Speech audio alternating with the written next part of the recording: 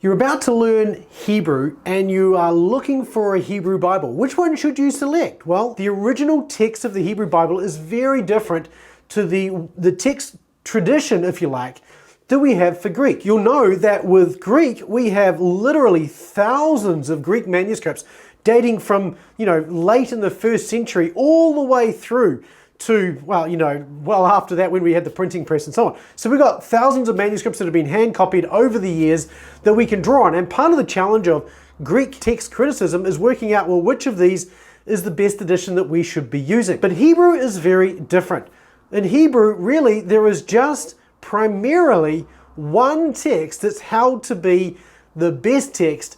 It really dates from the group of Jews who lived between the 7th and 10th centuries BC, who were called the Masoretes. Now the Masoretes, they had their own text, and eventually we thought it was lost. It was found in the 19th century, and that was in a particular codex called the Leningrad text. Now that Leningrad codex, or Leningrad text, that is the oldest, well, the best regarded, was regarded as the most reliable Hebrew text available to man today. So that's the one pretty much that every Hebrew text that has a Hebrew Old Testament uses today. Which means then that that's really quite simple, right? If you want a Hebrew text, you're really looking for something based on the Leningrad text, which keeps it really simple. If you like simple, hit the like button, because that's a simple thing to do just to let us know that you like this video, and it also really does help the channel out because we really need your help to get these videos out there so that other people can learn to read the Bible in the original languages for themselves.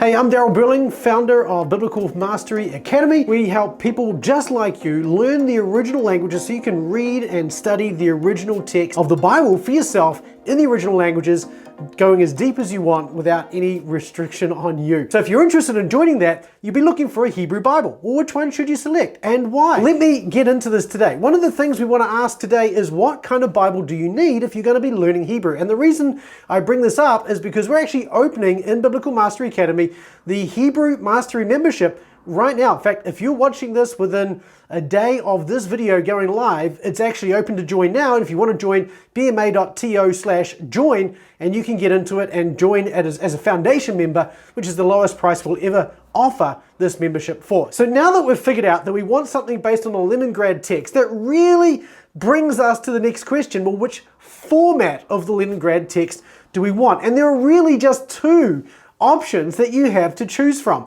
There is really the JPS, or the Jewish Publication Society Tanakh, and that word Tanakh is just I don't know, I guess it's a crisis, if you like, of three different Hebrew words: Torah, Nevi'im, and Ketuvim, which basically refers to the Torah, the law; the Ketuvim, which refers to the writings; and the Nevi'im, which is the prophets. So those are the three groups of writings in the Hebrew Bible that we have. As we look at a Hebrew Bible, you'll see it's broken into those three sections, and we'll talk about that another time. Really, you're looking at a JPS, or Jewish Publication Society Tanakh, or you're looking at what we call the Biblical Hebraica Stuttgartensia, and I'll talk about that in just a moment. Let's talk first of all briefly about the JPS Tanakh. The JPS Tanakh, as I mentioned, is published by the Jewish Publication Society. This is a publication society primarily designed to serve the Jewish interests, which is great because they are interested in obviously keeping the Old Testament intact, and we are all for that as well. And so they do a good job of passing that on. Now, this is the Hebrew text, also based on the Leningrad text, so there's no difference in that sense. Normally, the JPS, or the Jewish Publication Society, will publish this with an English translation, their own English translation that comes with it. And if you're interested in that, then you can go to the JPS website or look it up on Amazon.com. I'll leave a link below to all of this stuff, so you can find links below. Anyway, and you can find links to some of the JPS options down below in the description. So go check that out if you're interested in getting one of those.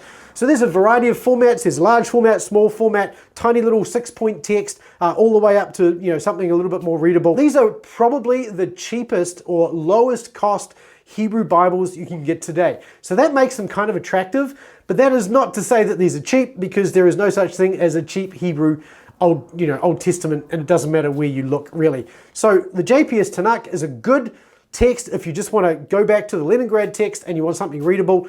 This will do the job very well. However, most scholars and most people in the academic world today are using the Biblia Hebraica Stuttgartensia. Now, the BHS is what it's normally abbreviated to. The BHS is a text that is really regarded as the 4th edition, or technically it's a 5th edition, which is a corrected 4th edition. It was first published, the 1st edition was published in 1907, the 2nd edition was published in 1913, the 3rd edition was fully published in a single volume in 1937, and then the 4th edition was finally published in a single volume in 1977, and then the corrected edition, which is pretty much everything I'll be showing you today, is based on that 5th edition, or that corrected edition, depending on how you want to refer to it, that was published in 1997. So that is the BHS, that 5th edition. Now, just for what it's worth, there is another 5th edition, can be confusing. So like I mentioned, the BHS 5th edition is actually a corrected 4th edition. There is a proper 5th edition coming out of the Leningrad text, based in that, on the Biblia Hebraica. So if you're interested in that, that is called the Biblia Hebraica Quinta. Okay, now this is not actually completed yet. It's still being produced. The first edition of, I think the first volume was produced, I think in the late 90s, and then every few years another volume is dropped, and each of these volumes is a book of the Old Testament. So that means then that there are several books from the Biblia Hebraica Quinta that are available today, and you can buy those as individual volumes. That you can't buy the whole thing in a single volume yet, because not all of the books of the Old Testament have been edited and published, and so you just can't get them. So there are big gaps in this. For instance, you can't get Exodus, you can't get Numbers, you can't get Joshua, Samuel, Kings, Isaiah, Jeremiah, and so on. You get the point.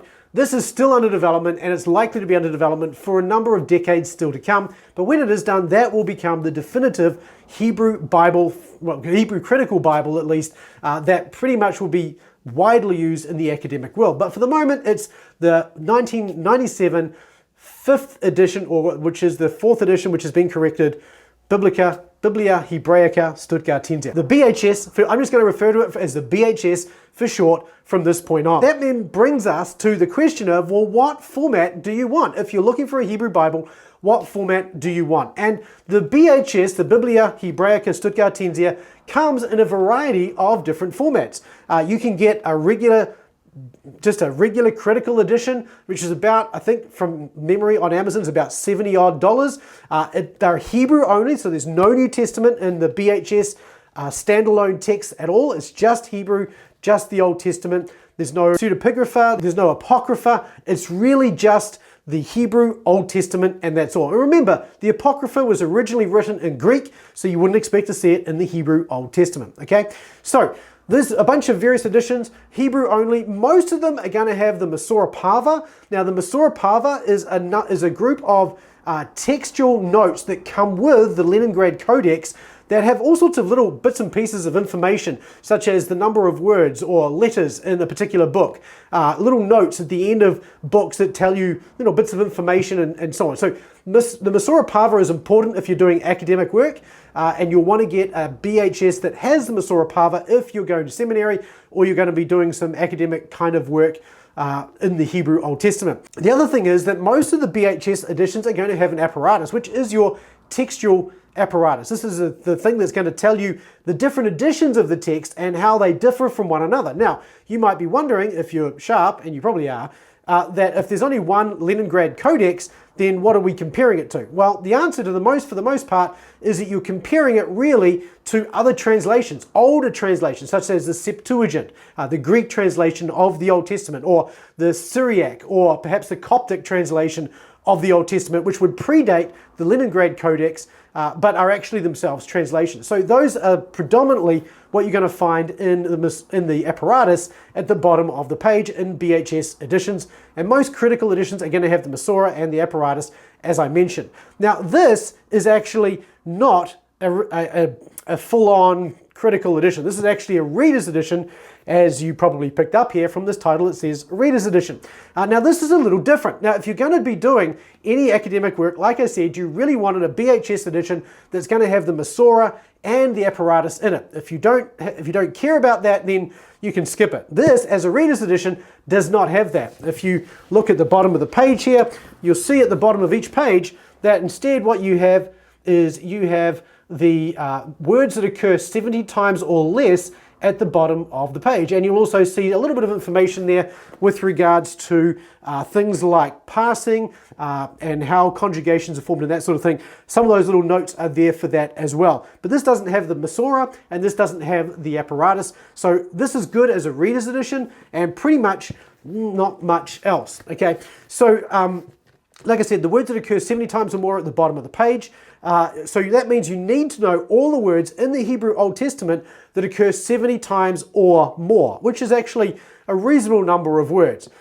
So again, if you're going to be doing academic work, probably don't get a reader's edition, just get a regular Biblia Hebraica Stuttgartensia, and it'll be a lot smaller than this one as well. But that is the BHS reader's edition. If you're interested in that, I will leave a link to that in the description below. Another text that I personally really like is what we call the Biblia Sacra. Now, the Biblia Sacra is actually out of print now. This is a proper BHS, Old Testament BHS, and you can see the Masorah on the left-hand side there of the page. And you can see at the bottom there, there's a little bit more. There's a Masorah Magnum, Masorah Parva, and then at the bottom you've also got the apparatus as well. So you can see all of that there. So this is good as a critical edition of the BHS if you want to do that kind of thing. So you have a Hebrew Old Testament, but you also have, and this is one of the things that's really nice about this, in the New Testament, you also have a full-on Nestle Aland 27th edition, not the 28th edition, a 27th edition, complete with all the apparatus notes and the cross-references as well. So this gives you a pretty good Old Testament, New Testament combination.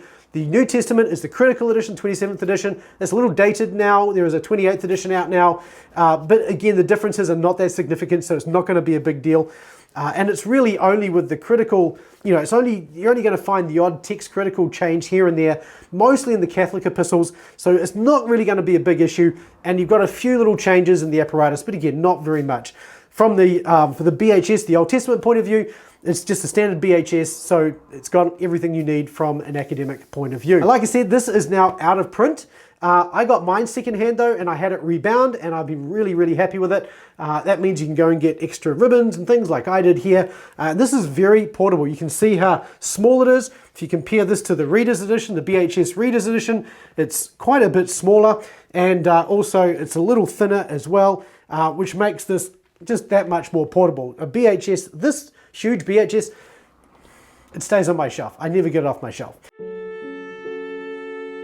So that is the Biblia Sacra. It's not a reader's edition, it's just a full Greek, full Hebrew.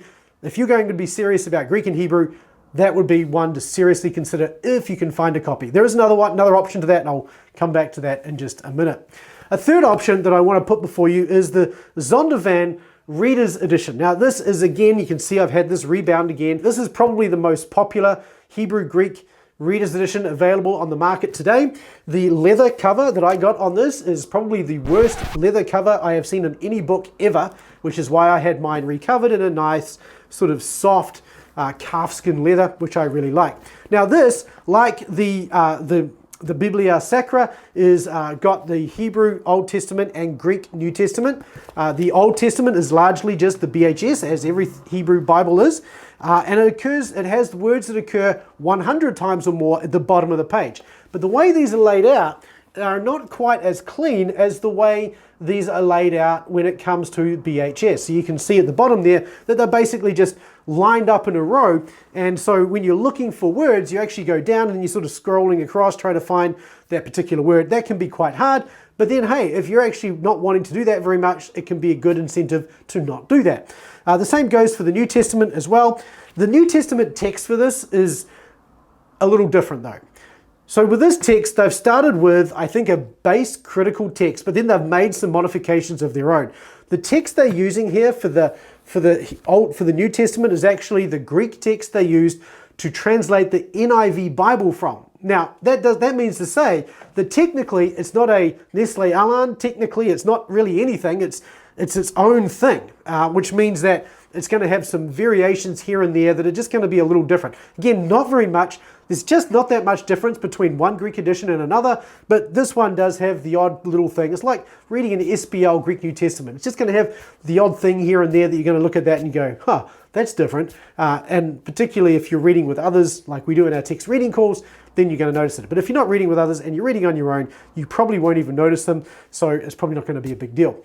But that's the Zondervan Hebrew Greek Reader's Edition. So this is a good option if you're just interested in reading, but again, it's not quite my favorite because of how difficult it is to look words up down below, and also the margins on it are really thin as well, which means that it's just not as easy to sort of use on a day-by-day basis. But it's a very popular Hebrew Greek Bible, and it will serve you well if you go get a copy of that. The fourth one that I want to bring to your attention is the Hendrickson Complete Hebrew Greek Bible. Now again, this is not a reader's edition, so it's more like the Biblia Sacra, but unlike the Biblia Sacra, it has no apparatus, it has no Masorah in the Hebrew, and it has no reader's notes anywhere. So basically this is just a clean Hebrew Greek Bible. Hebrew, no notes. Greek, no notes. Very good for reading. It's nicely laid out. Let me just show you inside. You can see it's got quite wide margins, it's nicely text typed, it's got quite nice paper as well, much better than the Biblia Sacra, which has quite thin paper. This has quite a nice paper, but again, you've got that heft that comes with it. I guess if you want to go to church and say, yeah, I'm serious about the Bible, this will send that message. But if you're really just interested in something that's portable, this is probably not where you want to go to. Hendrickson has done a nice job of binding this and marketing it and selling it. And it's just BHS in the Old Testament, and in the New Testament, it's actually Westcott and Hort, an 1881 Greek New Testament that is now out of, I guess it's in the public domain now, so they've used that for the New Testament, which is kind of different, so it's not a critical text, but again, there's not that much difference. Some people will snort at Westcott and Hort. Did you like that?